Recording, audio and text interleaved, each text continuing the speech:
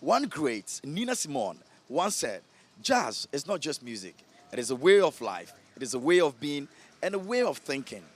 Today happens to be International Jazz Day. The celebration of International Jazz Day is a day to raise awareness and also use jazz as an educational tool. And so, many jazz players out there, this day means a lot to them and they celebrate it with all the passion. A lot of events goes on at several places to make sure they serenade lovers of jazz. Tonight, there's going to be a lot more of that in town. One of Ghana's very finest here, who has been performing over the years, is Steve Bedi. And this man, you would love to meet. I'm going to have a conversation with Steve Bedi to find out his influences and what jazz, as a music and a genre, means to him. Stay with me.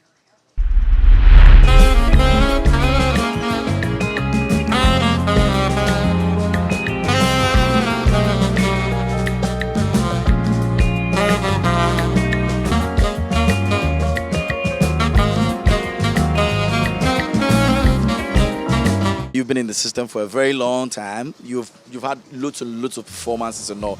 A day like this, what does it mean to you? It means so much to me as a jazz artist because jazz in itself, is a great genre that gives you the freedom to be to express, your musical talent or your emotions, when it comes to music.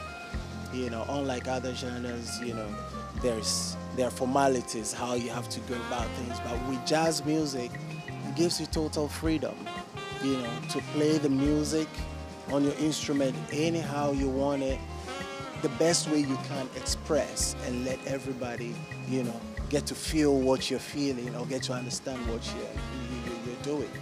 So a day like this is really a great day for me, and I know for other jazz artists as well, to celebrate us, to make us understand that, hey, we're in this together, and our predecessors have done so much, bringing jazz music to the forefront. And it might interest you to know that jazz is a unifier. Jazz unifies, people, multiculturally. Through dialogues and however or whatever you might deem it to be. So jazz music is really unique, and a day like this is really unique. Yeah. I see. Let's talk about it. Do you think that the genre over here in Ghana has really grown, or it's something people are finding it a bit difficult to accept in their homes, even though internationally there's much that has been done about it? I think it's growing, because there's always not an end to everything we do as humans. But with jazz music in Ghana, it started from somewhere. When I came into the light or on the scene, jazz music was there before I came. But comparing when I met jazz till today, the gap is like this. Because of the hard work those who started with it have put in. And when we also came on board, we took it a bit further, and we're still doing that. So it's really working, it's really growing bigger. I went on some events, and initially I thought, okay, it's an elderly kind of event. But when I got there, I saw a demographic of youngsters who were there as well. And I performed, did a bit of the songs that would appeal to, the original jazz lovers, quote unquote, the elderlies. But trust me, when I drop in something contemporary, the other demographic of the youngsters, they just, they jumped up and they were boogieing away. So that should tell you how jazz has grown on these guys, or on this, demographic of young guys. So I must tell you, in one sentence, it is growing bigger and bigger. When you set off to, in any performance for that matter, as a jazz player, what are some of the things that actually come to your mind before preparing your mindset because you have no idea how the reception is going to be like, So prior to that, how do you psych yourself out, prepare your mind so you can give off your best? In fact, when I'm going to perform or I have an event or anything like that, based on your question, I just look at Okay, first of all, I look at the theme of the event. And also, I just subliminally have, imaginary group of people that I think would be at the event. Also, based on the fact that, some people, do contact me online or send messages, go like, oh, I was at your show over here. I was at a show over here. So it gives me an idea, of the kind of people I might meet, at this event. Irrespective of that, what I do is I try to give bits and pieces, of what people will love to everybody, to every group of, people or every demographic. Like, I know that the elderly people will be there. Those probably, the church, jazz lovers will be there. The contemporary people will be there. Those who love hip hop, those who love R&B and other stuff, they will all be there. So I try to feed them with bits and pieces of what they would love to hear. Because if I go and I play for only the elderly people, you wouldn't find people 60 years throughout or 70 years throughout an event. You'll find even 20, you'll find 30, you'll find the 40. So you try to give them bits and pieces of everything. So that when you perform and you go, they go like, oh, I love that song you did. I love that song you did. So that's how I go about it all the time. So I don't just play that, oh yeah, it's Steve Bedi, coming to perform and that's it. No, I put them into consideration as well. I try to give them what they will love. Yeah. Let me look at it. I mean, one great, Nina Simone, actually described jazz in a very beautiful way, how it unites people, like you rightly said, and a way of life, a way of being, and how people see it from other perspectives. Spiritually, there's been other aspect of it that spiritually connects with people. How spiritual is jazz to you? Jazz is deep for me. I mean, when you ask me this, I would say it's really deep because I've been posting this, sometimes on social media saying that jazz music is life. I don't just say it. I don't just say it because or maybe I just want to put something out there for people. No. Jazz music is life because every genre of music has its roots in jazz music. Be it hip hop, be it whatever, has its roots in jazz music. So if I am living the roots of all these genre of music, then I'm taking in more. You understand? And it's deep. Jazz music does a lot for me. Spiritually, I listen to jazz music to meditate. Even though I love gospel music, if I want to pray, obviously, I listen to gospel music. But if I really want to meditate and be me, go deep down inside me, it's jazz music I listen to. Look, it might interest you to know that I don't even listen to my own music when I want to meditate. Yes. The reason being that I feel I created that. The effect I would want that to have on me is from me. So I need something higher than me to help me meditate. Because if I am meditating with what I have already created, the impact wouldn't really be great. I want someone that is more higher, that when I listen to it, I try to delve into it, flow, get on that frequency and just fly, just fly, listening to what that person is doing and all of that. So it's really deep. To me, it's really deep. It's my life. About that, let's look at your influences. Some of the people, the individuals who made the cut for you growing up and taking this as a profession. Who are those you listen to, to shape you and all that? In fact, I started listening to one of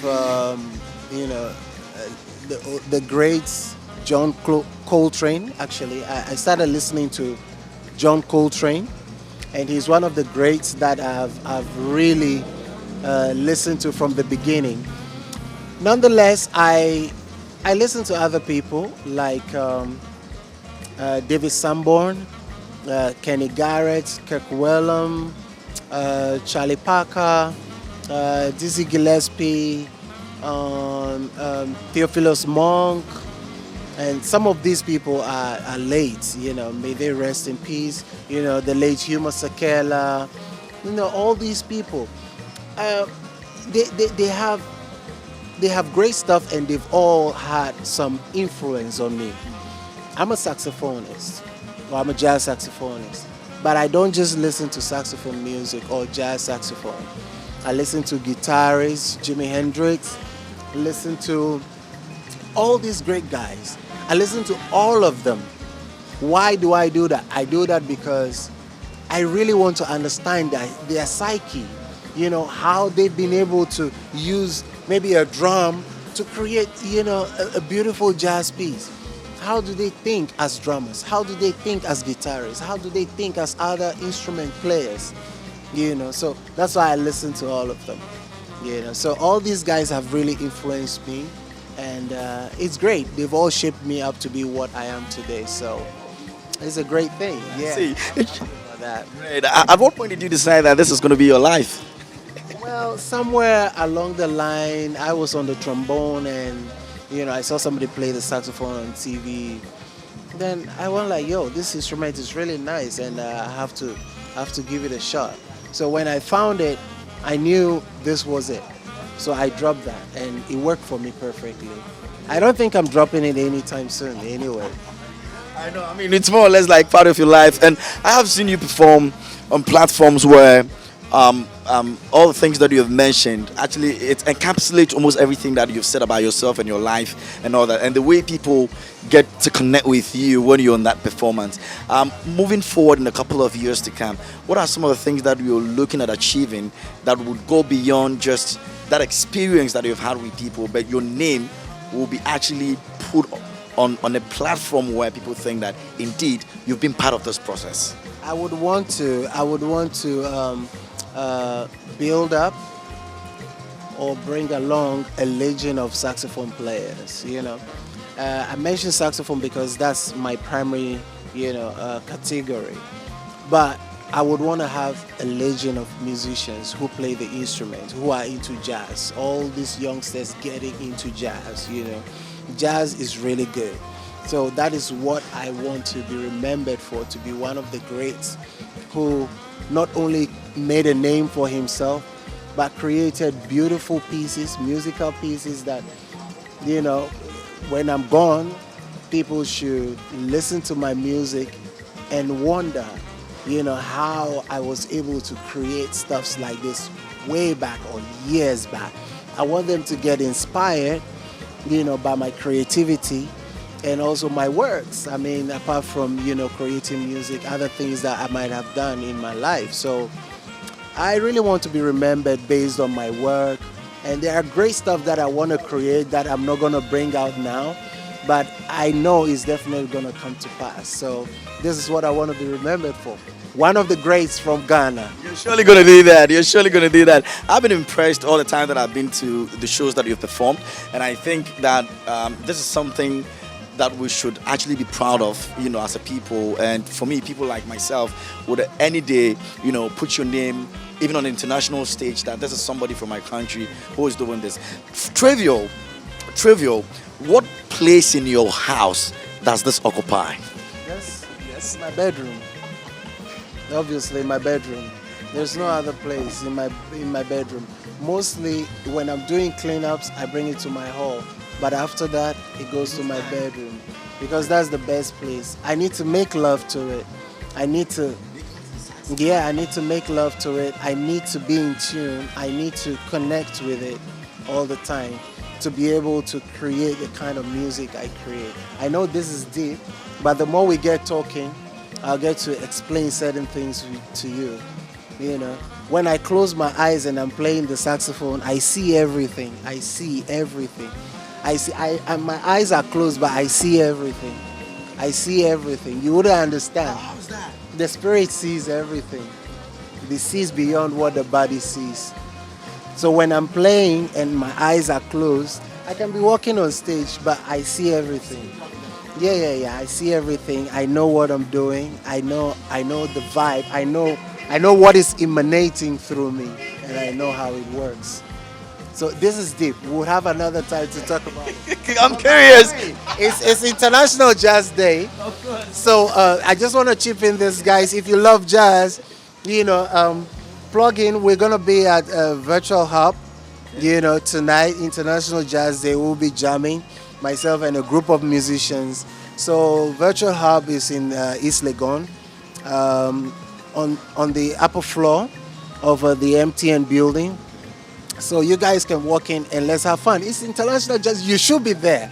Bring your folks. Let's have fun. You know, it's a great place to be. COVID free. Everything is tight. You know, everything. The COVID protocols. Everything is really tight. It's a COVID free place. So be there and feel free. Jam with us. Have fun. Yeah. Unfortunately, this has taken the spot of the girlfriend. I don't know where you put your girlfriend, man. Listen, She has her own spot, but this is a different is case. she jealous about the way you treat this? I can't tell, but I think so sometimes. Man, guys, I'll be talking to Steve. He has somewhere to go, man. I really appreciate the time. Had a lovely conversation, and we wish you all the best. Trust me, there are a lot of people out there who love what you do, and believe me, today being International Jazz Day, I'm sure lots of people out there will celebrate you for that matter. We really appreciate the job you've been doing, bro. Thank you. I really appreciate the little time you've given me for us to talk about this. Let's do this again and let's talk more and go deep. I'm gonna get you again. No, there's things you need to explain to me. You have to explain a lot to me, all right? So, yeah, Steve Bedi here. Please make sure you check him out. He's on social media. You know, you see this man play, and it's lovely. The way he goes about it is just amazing, all right? So go check him out. Steve Bedi is the name, and one of Ghana's finest, taking us international. Watch out for that.